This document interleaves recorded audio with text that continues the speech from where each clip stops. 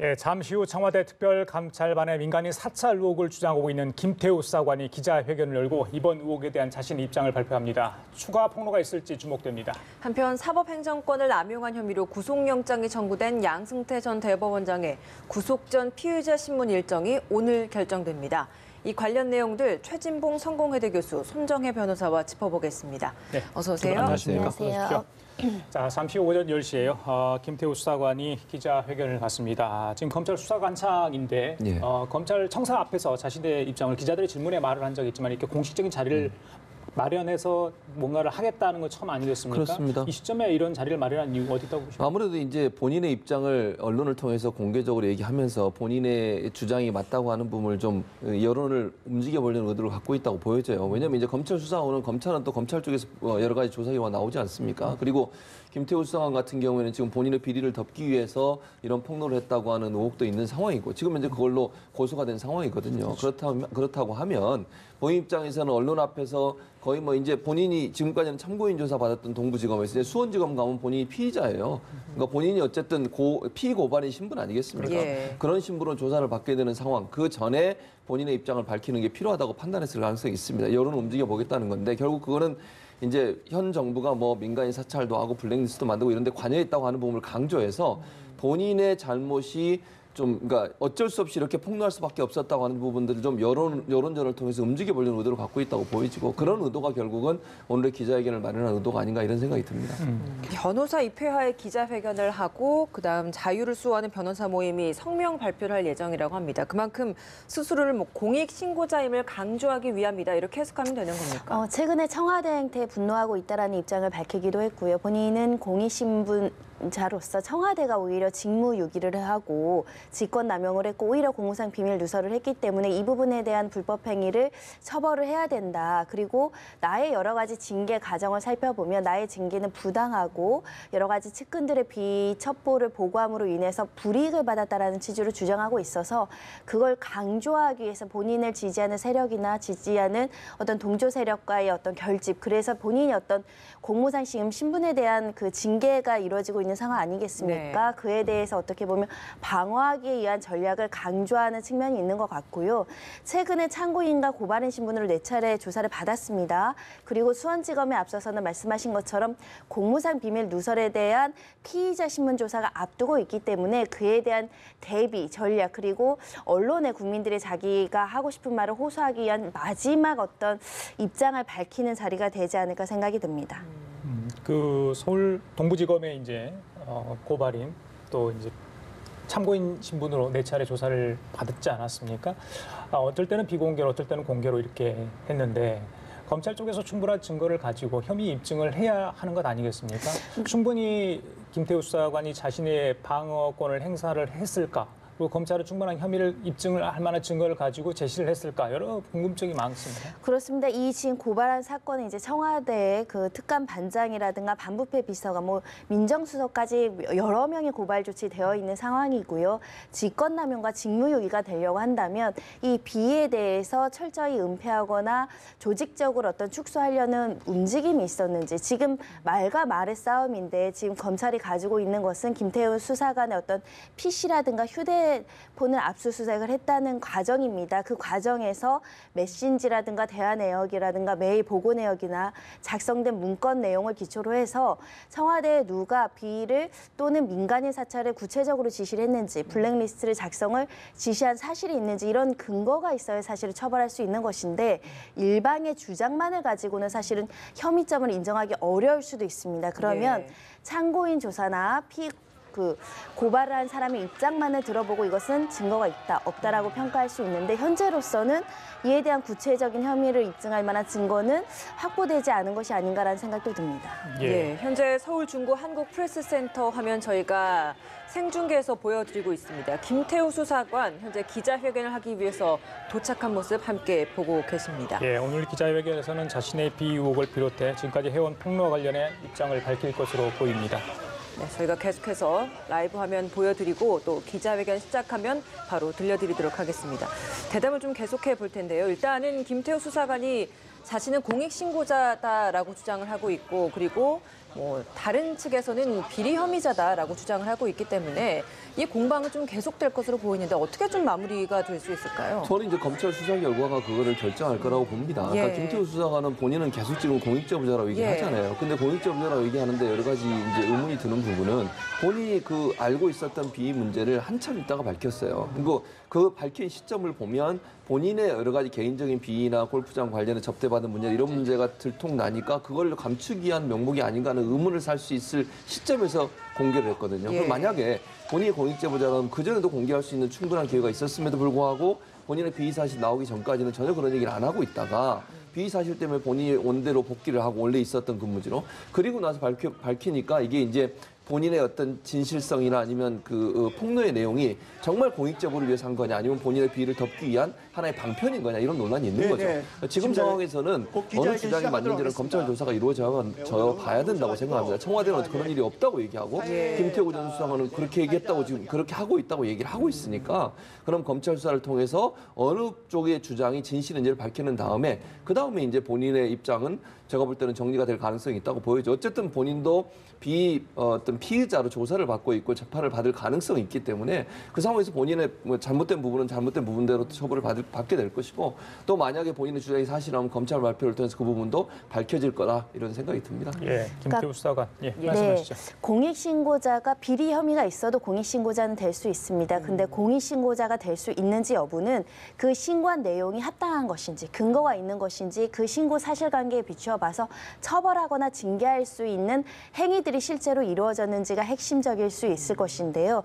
지금 문제가 되는 것은 김태우 수사관이 직접 작성한 여러 가지 첩보 보고라든가 비위 첩보 중에 민간인 사찰 지시가 있었는지 블랙리스트 지시가 있었는지거든요. 근데 현재로서는 김태우 수사관의 진술만 있는 상황입니다. 실제로 지시한 근거라든지 대부분은 구두진 씨나 대화 내역을 기초로 또는 그 비밀 메신저 이런 내용을 기초로 하고 있어서 그에 대한 지시가 있다고 한다면 공익신고자가 될 수 있는 것이고요. 그렇지 않다고 한다면 일방적인 주장에 불과하지 않을까 생각이 듭니다.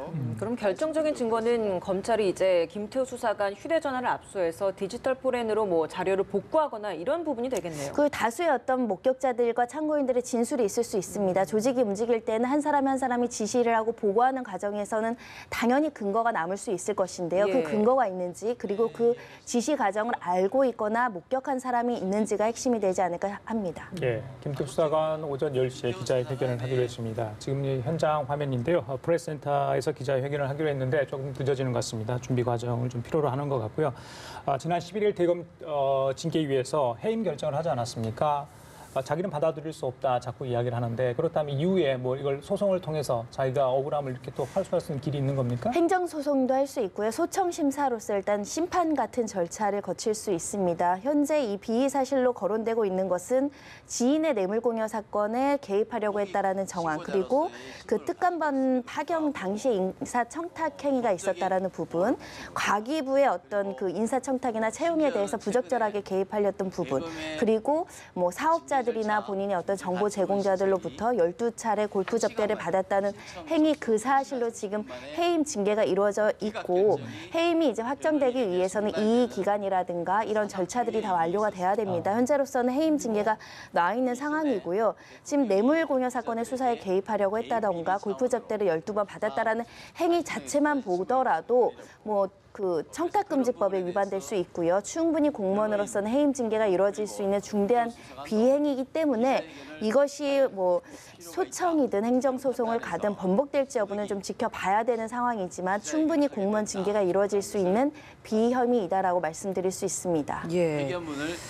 김태우 수사관 3차 검찰 출석 때 직권남용 혐의로 박형철 비서관, 이인걸 행정관 등을 이제 고발을 하지 않았습니까? 그렇죠. 이런 부분에 있어서 그러면 이 관련자들에 대한 소환 조사도 좀 있지 않을까라는 생각이 드는데요. 예. 현재 지금 또 기자회견을 바로 또 시작을 한다고 하니까 한번 들어보고 추가적으로 이야기 나눠보도록 하겠습니다. 저는 금일 2018년 12월 14일자 SBS 8시 뉴스를 시작으로 제가 제보하였던 일련의 상황에 대하여 제보 내용의 정확성을 확인드리고 그에 대하여 올바른 평가를 바라는 마음에서 이 자리를 마련하게 되었습니다.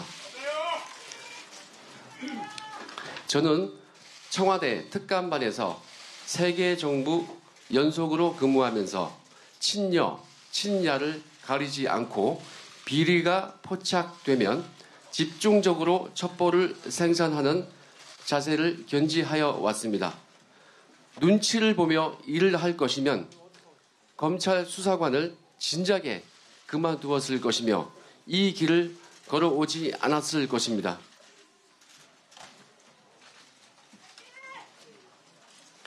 미관 말직이지만 첩보 생산이라는 은사를 받은 것에 깊이 감사하고 이 일을 사랑하였지만 이 정부에서 저는 친여권 실세들에 대한 감찰 첩보를 지속적으로 생산하였다는 이유로 탄압을 받고 급기야 제가 하지도 아니한 지인 사건을 조회했다는 이유로 표적 감찰을 받았습니다.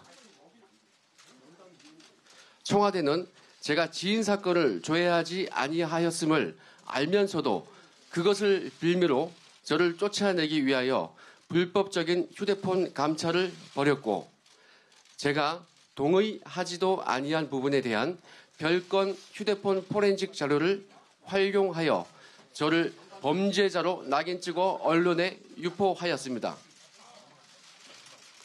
이에 대하여 대통령님의 가이드라인 제시 이후 그 다음날 저는 해임 처분되었고 저와 변호인들이 징계 처분에 대한 가처분을 행정법원에 제기하였지만 16페이지에 이르는 소장을 접수한 지 단 1시간 만에 기각되는 초유의 사태가 벌어졌습니다.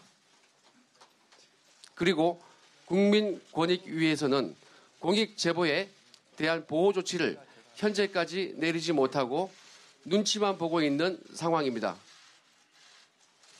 지금부터 총 6가지 사항에 대하여 하나하나 설명해 드리겠습니다.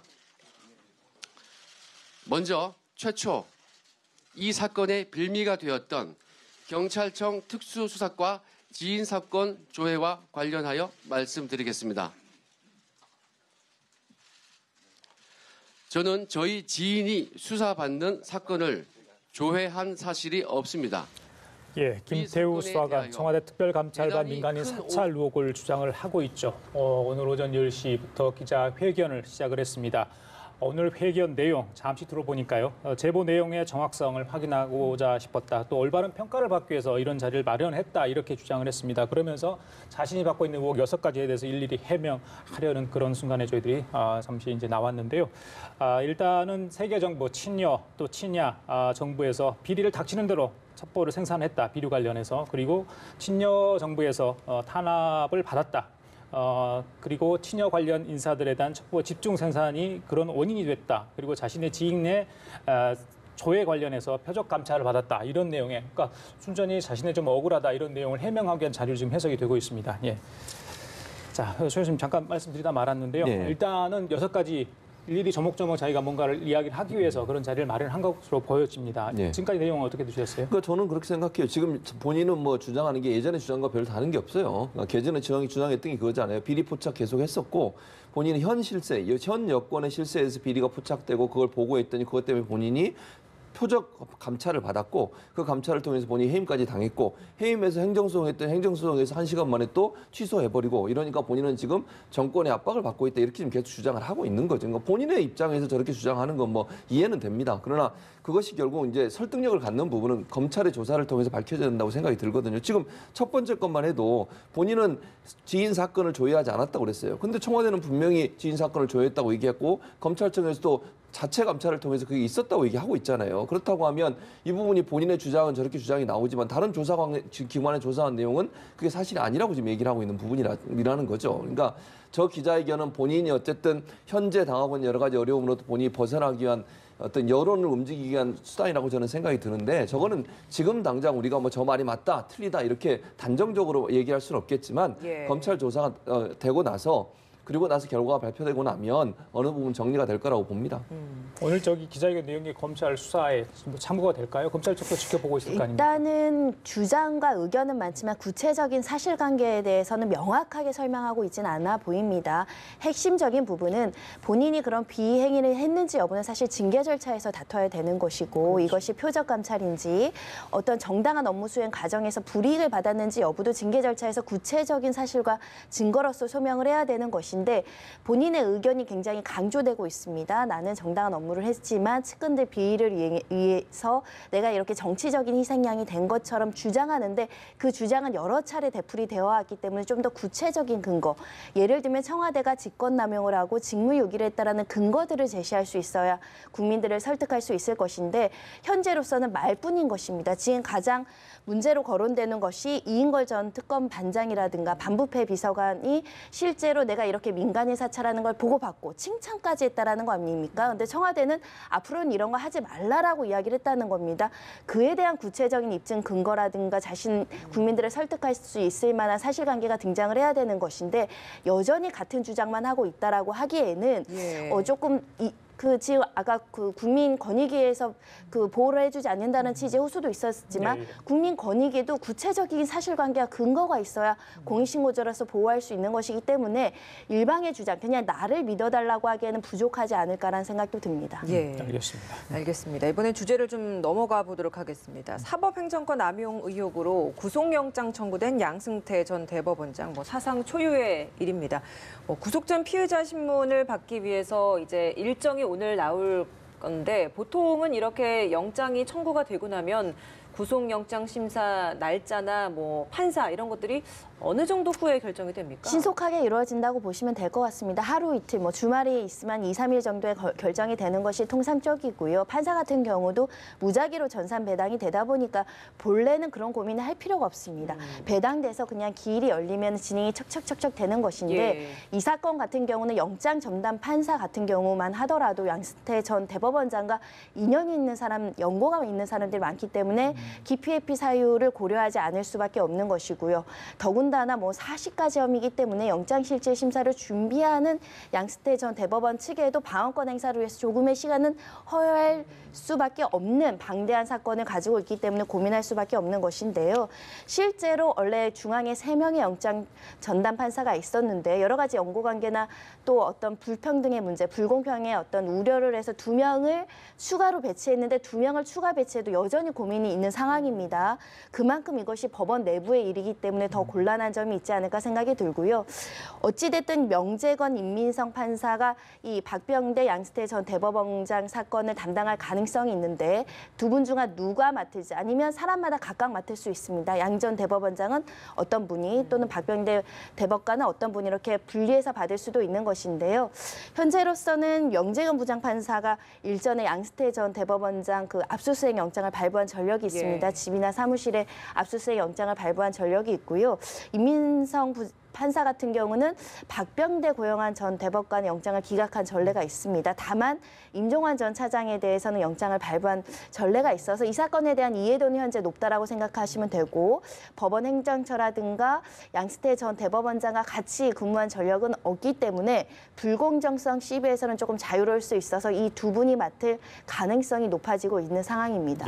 오늘 중에 영장 실질 심사가 언제 열릴지, 그것도 영장 판사가 누가 될지를 대법원에서 결정을 한다고 합니다. 일단 공정성을 기하려는 그런 의도는 좀 보여지고 있습니다.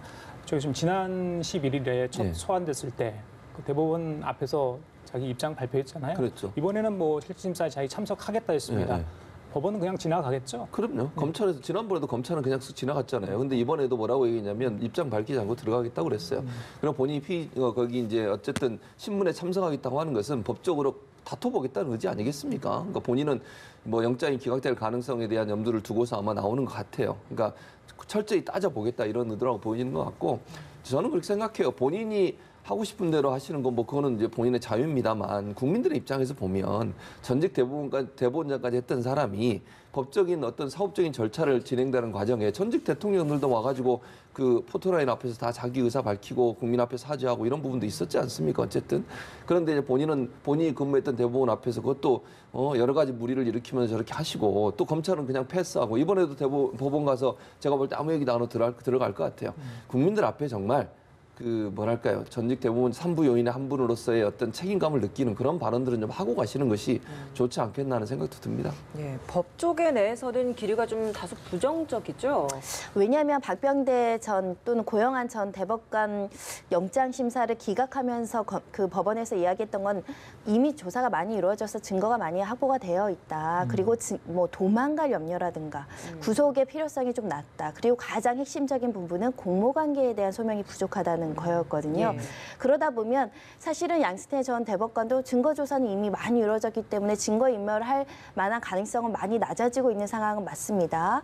그 핵심적인 다른 점은 소명이 됐는지 여부일 텐데 결국 이 공모관계라든가 직접 지시했다거나 직접 보고했다라는 증거가 있는 것인가 여부에 따라서 범죄를 인정할 수 있는지 그 범죄가 중대한 것인지 그 부분에 대한 판단만 가려지지 않을까 생각이 드는데 현재로서 물증이 확보됐다라고 보이는 것은 이규진 부장판사의 업무수첩에 대자가 적혀있는 대법원의 보고나 지시가 있었다라는 추정이 될 만한 물증과 그리고 임종원 전 차장의 여러 가지 USB 자료 그리고 물이 약간 법관에 대한 리스트에 직접 서명 날인한 정도인데 그러면 이거는 사실 악면의 칼입니다. 이미 증거가 확보됐는데 왜 구속 수사를 하고 구속 재판을 해야 되느냐. 영장이 기각될 사유도 될 수 있고요. 이런 물증이 있음에도 불구하고 범죄 혐의를 부인한다는 건 증거인멸을 하려고 하는 거 아니야. 증거인멸 가능성이 있기 때문에 구속 사유를 인정할 수 있다. 이렇게도 평가할 수 있는데 종전에 그 기각한 전례에 비추어 봤을 때는 기각될 가능성도 배제하기 어렵다. 워낙에 상징성이 큰 인물이고요. 아무리 범죄의 중대성이나 이런 것들이 있다고 하더라도 방어권을 보장해야 된다라는 판단을 할 수 있기 때문에 기각될 가능성을 점치는 법조인들도 있는 상황입니다. 다만 워낙 이 사건에 그 가지고 있는 사법농단의 피해가 극심하고 더군다나 지금 전혀 혐의 사실에 대해서 인정하고 있지 않습니다. 고영한 전 대법관은 재청구 당하지 않은 이유 중에도 일부 혐의는 인정을 하고 있거든요. 그런 진솔한테다가 영장 실질 심사 과정에서 나오지 않는다고 한다면 이것은 증거인멸 가능성 때문에 발부될 여지도 남아있긴 합니다. 손 변호사님, 검찰 조사하는 시간보다 조서 열람에 더 많은 시간을 할애했다고 저희들이 알고 있잖아요. 그런 것도 굉장히 이례적이다고 보도가 저희들이 했습니다. 자, 그 정도로 열심히 자기가 살폈지 않습니까? 실질 심사 과정에서 이 판사의 질문에 직접 자기가 소명을 어느 정도 할 수 있을까요? 어떻게 보십니까? 어느 누구보다 자기 사건에 대한 장악력이나 이해도가 높기 때문에 철저한 방어 논리로서 논리적인 법리적인 논쟁의 영장 판사님께 직접 설명할 가능성도 배제하기 어렵습니다. 그렇게 많은 시간 조서 시간을 검토했다는 것은 검찰이 가지고 있는 패를 달달 외울 정도로 머릿속에 넣고 있고 그에 대한 또 다른 반박의 판례들을 머릿속에 넣고 장시간 논리적으로 논쟁을 하더라도 부족하지 않을 만큼의 사회적인 법적인 지식이 있다라고 보시면 될 것 같기 때문에 그래서 검찰이 굉장히 어려운 싸움을 하고 있다라고 보시면 될 것 같고요. 특히 이 직권남용이라는 범죄는 굉장히 검찰로서는 입증하기 어려운 범죄입니다. 더군다나 공모관계의 핵심적인 증거들로 지금 제시되고 있는 것은 그 하급자들의 어떤 진술이거든요. 근데 현재는 양승태 전 대법원장은 내가 지시한 바 없다. 하급자들이 알아서 보고하지 않고 자체적으로 한 일이라고 하기 때문에 말과 말만 있는 주장과 주장의 싸움에 있어서는 검찰이 명확하게 입증하지 않으면 소명이 부족하다라고 될 여지도 있습니다. 그 부분을 핵심적으로 파고든다고 한다면 정말 막강한 방어력 변론으로 영장을 기각시킬 수 있는 힘이 있는 분이 아닌가라는 생각도 듭니다. 법적인 부분이라서 하나만 더 변호사께 좀 여쭤보도록 하겠습니다. 박병대 전 대법관 이번에 또 재청구된 부분이 사실 새로운 혐의가 밝혀졌기 때문 아니겠습니까?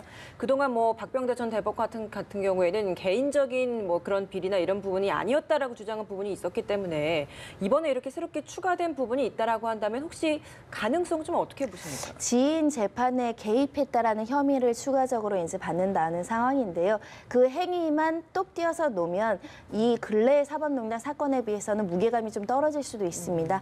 하지만 개인적인 사리사욕으로 자신의 지인의 어떤 재판에 개입했다라는 있다라는 것은 직권남용 혐의가 될 수 있는 부분입니다. 이 혐의를 인정하는지 여부에 따라서 영장 기각 여부도 달라질 것이라고 생각이 드는데 이것은 사실 검찰에서 전략적으로 재청구하지 않았나 생각이 듭니다. 사실은 내가 공익적인 목적으로 상부의 지시에 의해서 재판에 개입했다라는 것과 내가 사적인 어떤 이익으로 지인의 부탁을 받고 개입했다라는 건 무게감도 다르고 본인의 어떤 변론 전략에서도 많이 흔들릴 수 있습니다. 그러면 혹여라도 영장실질심사에 나와서 과거에는 부인했던 사실을 일부 인정을 하면서 반성하는 태도를 보일 수도 있기 때문에 이번에 새로 드러난 사실관계를 다시 범죄 사실로 기재를 해서 영장 청구를 다시 한번 해보면서 심리적으로 흔들리기 위한 압박 전술을 쓰는 것이 아닐까라는 생각도 듭니다. 영장 발부냐 기각이냐 사법부 또 정치권에 미치는 영향이 좀 상당할 것 같아요. 그럼요. 그럴 수밖에 없어. 둘 다 그렇다고 봐요. 사실 이제 기각이 되게 되면 국민들의 어떤 원성, 사법농단에 대한 어떤 불만 이런 부분들이 또 사법부의 제 식구 감싸기라고 하는 그런 프레임이 생기면서 엄청난 비난을 받을 수밖에 없죠. 사법 개혁이 돼야 되는데 그 개혁이 돼야 되는 이유가 바로 이런 이유다라면서 계속적으로 비판이 일어날 수 있고 국회에서는 특별재판부 만들자고 또 논란이 일어날 가능성이 있습니다. 이런 상황에서 어떻게 재판을 지금 사법부에 맡길 수 있겠느냐, 사법농단을 제대로 가려낼 수 있겠느냐 하는 의문이 생길 수밖에 없고 그렇게 되면 이제 정치적 후폭풍이 계속 불 수밖에 없는 상황이죠. 발부하면 이제 사법부 내에 불만이 생길 수 있어요. 근데 저는 그렇게 생각합니다. 물론 모든 것은 법관이 법과 양심에서 해야 되겠죠. 그러나 조직을 위해서 뭔가 다른 어떤 요인으로 조직을 보호하기 위한 것이 하나의 판단 기준으로 들어가면 저는 안 된다고 보거든요. 사법부가 이번에 개혁을 못하거나 이번에 만약에 이번 사건을 통해서 국민의 신뢰를 다시 얻을 수 있는 기회가 될 텐데 이런 기회를 놓치게 되면요. 영원히 사법부는 이제 국민의 신뢰를 얻기 어려워집니다. 계속 저런 식으로 제 식구 감싸기라고 하는 그런 논란과 비판에 쌓여 있게 되면 사법부를 누가 신뢰하겠습니까? 지금 뭐 아까 손정혜 변호사도 얘기했지만 개인 지인에 대한 재판에 개입했다고 하는 박병대 지금 대법관이라 되는 사람이 개인 지인의 재판에 개입하고 또 임종원 전 차장을 거기에 또 취업도 시키고 이런 일을 했다고 지금 검찰이 발표하고 있잖아요. 그 내용이 사실인지는 물론 따져봐야 되겠습니다만 이렇다고 하면 일반 개인이 재판받는 사람 입장에서 내 재판도 정말 공정하게 이루어질까 하는 부분에 의문이 생기지 않겠어요? 이거는 뭐 큰 문제뿐만 아니라 아주 지엽적인 재판까지라도 그 재판관들이 그럼 제대로 공정하게 재판했을까 하는 의문이 생기는 거예요. 저는 많은 재판관들은 법과 양심에서 하고 있다고 생각해요. 그러나 이 지금 사법농단에 대한 처리가 이렇게 지지부진하고 사법부가 제식구 감싸기라는 모습을 보여줄수록 그 의심과 신뢰의 무너짐은 더 커질 수밖에 없다. 그걸 좀 사법부가 잘 명심했으면 좋겠습니다. 내일 또 늦어도 수요일에는 영장 실질 심사가 이루어지지 않을까라는 이야기들이 많이 나오고 있던데 과연 사법부가 어떤 판단을 내릴지 좀 더 지켜봐야 될 것 같습니다. 마지막 주제를 좀 짚어보겠습니다. 오늘 젊은 빙상인연대 빙상계 성폭력 추가 폭로 기자회견을 하겠다라고 밝혔습니다. 아무래도 좀 빙상계 부조리를 밝히는 데 가장 중요한 역할을 하려고 하는 첫 걸음인 것 같은데 좀 뭐 현재 다니고 있는 뭐 선수들이 다치지 않으면서 어떤 실효성 있는 대책을 마련할 수 있는 방안이 이번에 또 나올 수 있을지요? 네, 이 사건을 보면서 젊은 빙상인 연대가 추가 피해자가 있고 추가 가해자가 있다라는 이야기는 벌써 전에 이루어졌는데 왜 이렇게 그 공개가 늦어졌는지에 대해서 생각해 보면 사회 구조적으로 우리가 피해자를 제대로 보호하고 오지 못하고 사회가 그 신뢰를 주지 못하고 있다는 점에서는 같이 반성을 해야 됩니다. 이번에 공개하는 것도 피해자들이 직접 이야기할 수 없는 여러 가지 사정들 때문에 피해 사례를 공개하는 정도이거든요. 이거는 뭐냐면 여전히 우리 사회에서는 이런 성폭력에 대한 피해를 고발했을 때 2차 가해가 주어질 수밖에 없고 차후에 사건이 종료되고 나서 그 사람에 대해서 개별적인 불이익이 가더라도 사회가 보장을 해준다라는 사회적 신뢰가 없기 때문에 현재 이 피해자들은 본인들이 직접 이것을 이야기하는 거에 대해서 공포스럽고 두려울 수밖에 없는 상황입니다. 그래서 현재 6명의 피해자들의 피해 사례들을 젊은 빙상인 연대가 대신 이제 공개를 해준다라는 것이고요. 특히 피해자에 대한 신원 보장이 철저하게 지켜져야 된다라는 목소리를 내고 있는 상황입니다. 그런 만큼 우리도 피해자에 대한 신원이라든가 2차 가해라든가 그 사람의 신원을 특정해 보려고 하는 시도를 하는 것 자체가 또 하나의 가해라는 인식을 해야 될 것으로 보이고요. 중요한 거는 한 4명의 추가 가해자가 지금 지목되어 있는 것으로 알고 있는데 전현직 지도자라고 합니다. 현직 지도자라고 하면 여전히 빙상연맹에서 영향력을 행사할 수 있겠죠. 그러면 본인에 대한 가해 사실을 이렇게 공개하는 거에 대해서 안갚으려 하거나 차후에 보복을 하거나 불이익을 주거나 이런 시도를 할 수 있을 텐데 그런 것까지 우리가 막아줄 수 있는지 우리 시스템이 그런 부분에 대한 고려가 있어야 될 것이고요. 본래 성폭력 피해자 보호에 관한 법률에 보면 피해자를 특정하면 안 됩니다. 언론 보도 형태라든가 피해자가 동의하지 않는 한. 그렇기 때문에 이번에 공개되는 피해자들은 철저하게 비밀을 유지해주고 혹여라도 본인들이 원해서 그게 공개가 된다고 하더라도 2차 가해, 명예훼손 그런 것들을 철저하게 방지해야 되는 것이 우리 사회의 역할이 아닌가 생각이 듭니다. 예, 알겠습니다. 지금까지 최진봉 성공회대 교수, 선정혜 변호사 두 분과 함께 얘기 나눠봤습니다. 말씀 감사합니다. 고맙습니다.